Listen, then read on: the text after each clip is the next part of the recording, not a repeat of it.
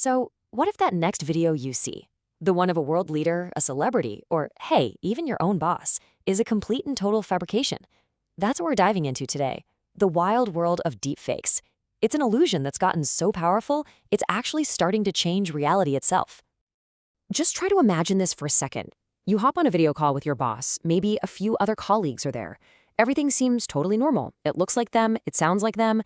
But what if it wasn't?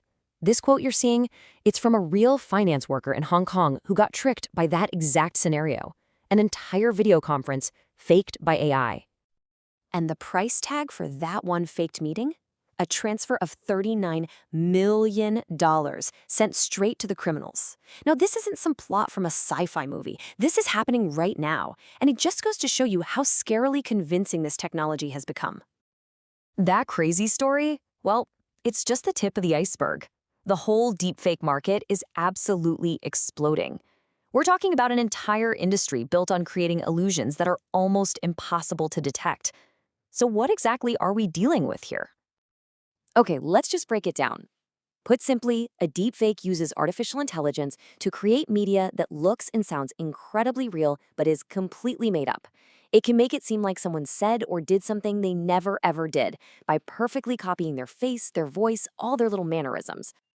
It really does sound like some kind of digital magic, right? But how does it actually work?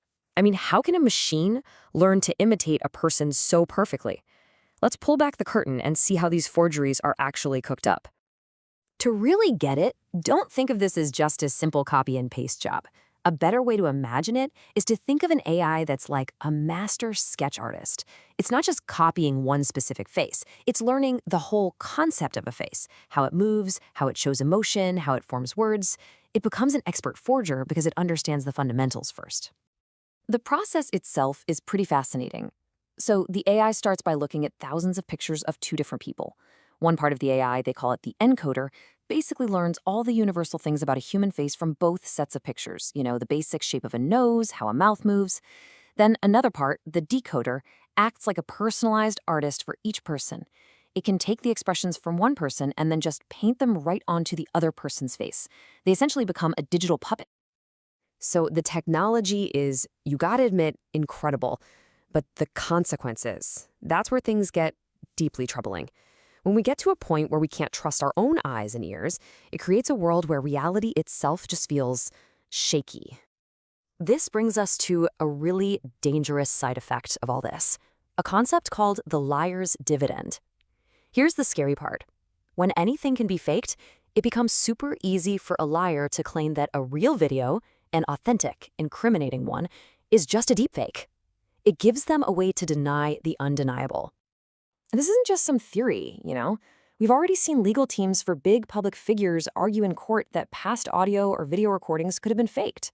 It's a strategy that just completely eats away at accountability and the very idea of truth. Now, while we're all worried about political scandals or financial scams, the data shows a reality that is just so much starker.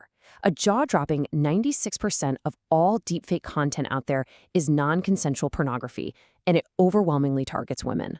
It's being used as a devastating weapon for harassment and abuse. And the threat goes way beyond harming individuals. I mean, think about it.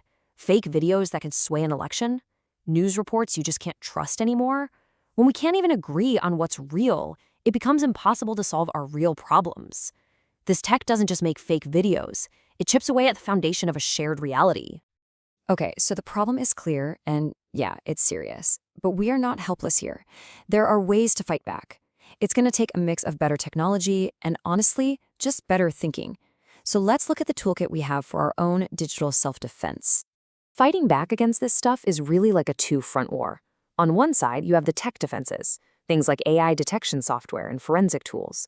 But just as important is the other side, our own human defenses. That means kicking our critical thinking into high gear, vetting our sources, and just building that habit of checking things out before we believe them or share them. And here's the key. Neither side can do it alone. The best software in the world can't help someone who's already decided to believe a lie. So what should you actually be looking for? Well, the first step is always just to be a little skeptical. Pause before you share. Look for those tiny, uncanny valley details.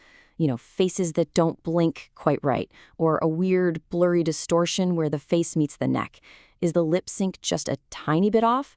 Do the shadows on the face actually match the lighting in the rest of the room? These are the little digital seams in the illusion that can give the whole game away.